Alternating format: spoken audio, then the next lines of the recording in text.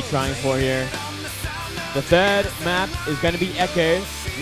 Fantastic map for to end things off here. Another good, fairly decent Protoss map. Yeah, but at the same time, I don't think the most Protoss favorite map in the pool. I like it being number 3 here out of the 3 maps we've got so far. And this last game here is going to be so crucial for both of these players. They do not want to go down to the losers match in this stacked of a group. No way. It's going to be ridiculous. Every game in this group is ridiculous. Yeah. Well, guys, we're going to jump into game number 3 right now on Echo.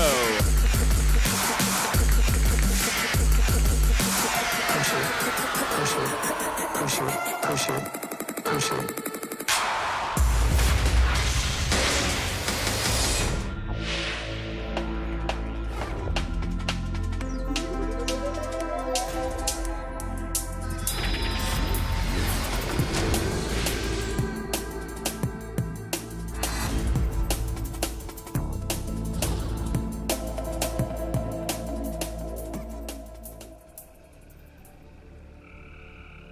Down here in the bottom right in the red, our Protoss player winning that last game. It is Stats. The Wally toss. Wally. In the top left, we got the player losing last game, ByuL.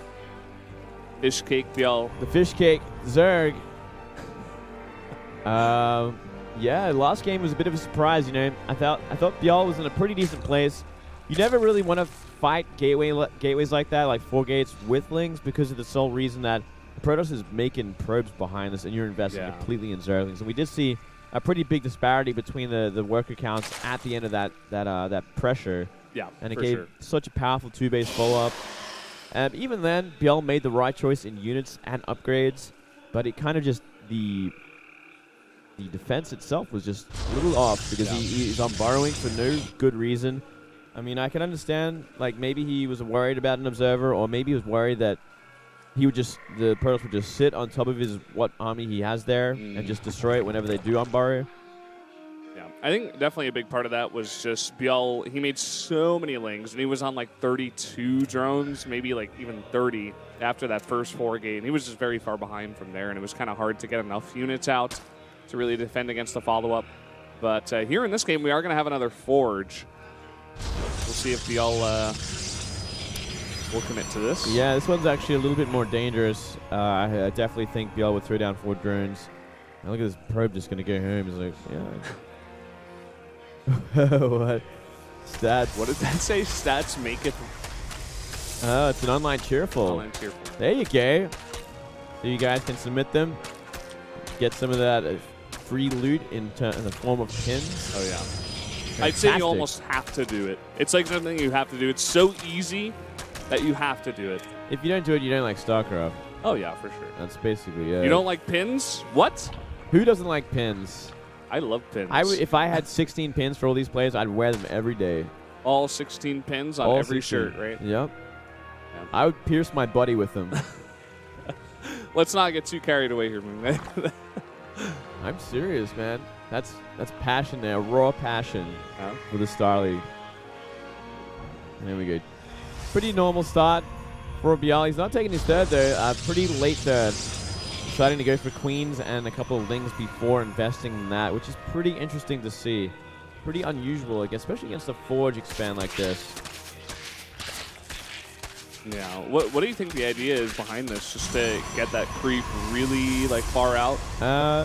It's just to get the injects out and running so he can start droning up hard, but it's still not going to be as efficient as having that third down a little bit sooner, so you can get a third queen after that too.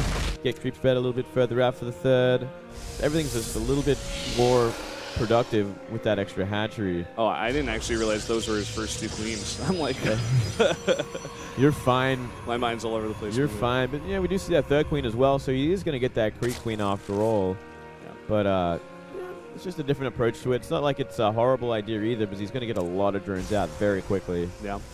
I do like the extra queen, though, especially on this map. You want to link up the third and second bases pretty quickly, and if the Protoss can get, you know, in close in between your natural and your third, there can be some nasty fights that can happen with force fields. It's really just about getting that creep out and not letting him get too close to those bases. Yeah, certainly so.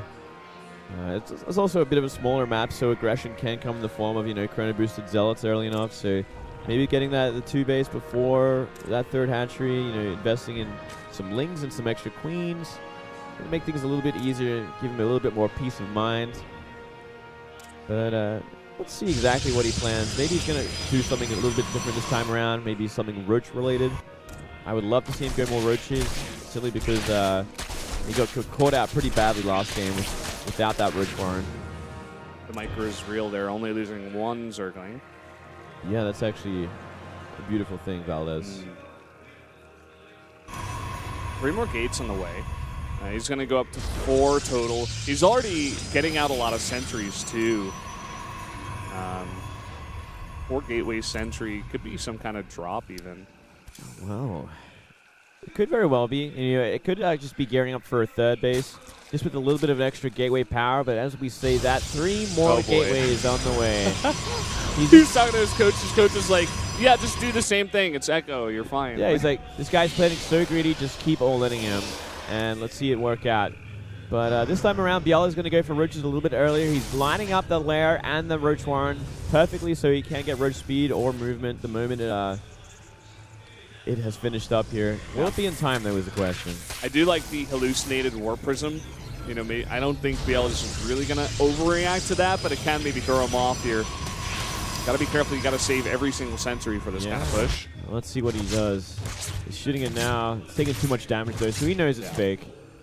Also, he's got nothing in the main. I think he has a pretty good idea of what's going on. Well, here we go. 3 spine crawlers going down, so he has read it. He has seen it with the lings. It's a lot of sentries coming his way. This is going to be interesting because that 4-gate pressure didn't come down very early on in this game, but at the same time, ByuL has droned up pretty hard, already up to 59. It's really going to be up to, can he hold this off enough to let that economy power him through? Yeah, 59 is a pretty good number. Ling speed about to finish, roach speed on the way, and Burrow half done. Burrow also going to be very important, as always, against this kind of composition. No Robo on the map, no Stargate, so there's no chance of detection. Poking in here, stats. Guardian Shield coming up. Pretty nice force shield. He's only going to fight the units here on the right side. All those lings going down. Yeah, a lot of lings going down. He got a couple of roaches as well, but these spine crawlers in such an interesting position here. Oh, those force shields. He's going to take so many of those roaches down here in the time warp. Oh, but there's the burrow. It is finished up. He has to be on top of his burrow this time. He cannot be unburrowing when the time is wrong. Yep. Otherwise, he just loses all his units, and that'll be it. It's pretty huge for ByuL right now. He keeps a lot of these roaches alive. He's burrowing the weakened ones here. So more force shields get down here on the top of the natural ramp, but more warpins coming in. Oh, this is a perfect defense from ByuL this time around. It's not out of the woods yet. There's still a lot of warpins coming in, a lot more stalkers. Loses a queen for nothing. Here we go. Really just needs to keep his cool. A lot of roaches are out at this point. The mothership core goes down, and the roaches are pushing forward. Is there just too much Protoss? Pretty close right now in this fight. GG. GG. ByuL holds. A pretty flawless hold at that. He knew he figured out exactly what's going on. He did make that roach run at a perfect time. Burrow completes when necessary. Everything was figured out. He had really the download. Really nice. And stats looking more frustrated than ever. Well, we're going to have ByuL move on to the winner's match after this, and stats go down. He has to face either Maru or Zest. Yeah, that is kind of a horrible situation to be in. I don't think it's going to be Maru. Maru's TVP is ridiculous still. You know, the one fear that I think Maru has in this group is ByuL. His TVZ has been very weak of late. It's by far his weakest matchup. So that's like the scary thing for Maru going into the winners if he gets there. And obviously the bad thing for Stats and Zest is that they will be knocking each other out. Yeah. I think that definitely could come to fruition here. 2KT